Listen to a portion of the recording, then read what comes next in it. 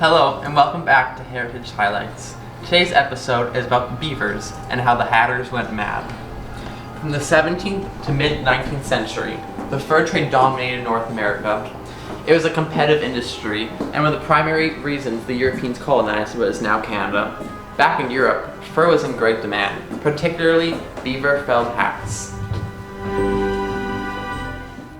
Making beaver felt hats was not a simple task. Hatters had felt the beaver fur, a process that included moistening, heating, and pressing the fur fibers. To accelerate the process, hatters used a technique called carroting. Carroting consisted of letting the beaver felt bathe in a solution which lifted the scales and made it easier to separate the fur from the skin. However, one ingredient of the solution was mercury. In the 18th century, the harms of mercury were already well known. Symptoms of mercury poisoning include coughing, vomiting, hypersalivation, diarrhea, twitching, personality changes, and many others. But hatters continued to use mercury as it was too valuable to the hat-making industry.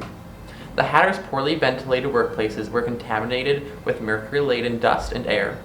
This caused so many hatters to receive mercury poisoning that the disease became known as Mad Hatter disease or eartherism. The term Mad as a Hatter was born, and Lewis Carroll's Alice's Adventures in Wonderland solidified the Mad Hatter in popular culture.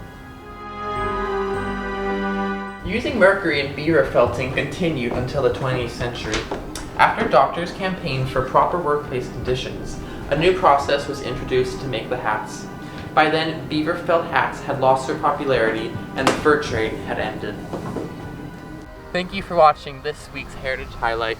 Be sure to check in next week for another episode and make sure to like, subscribe, and turn on the notification bell.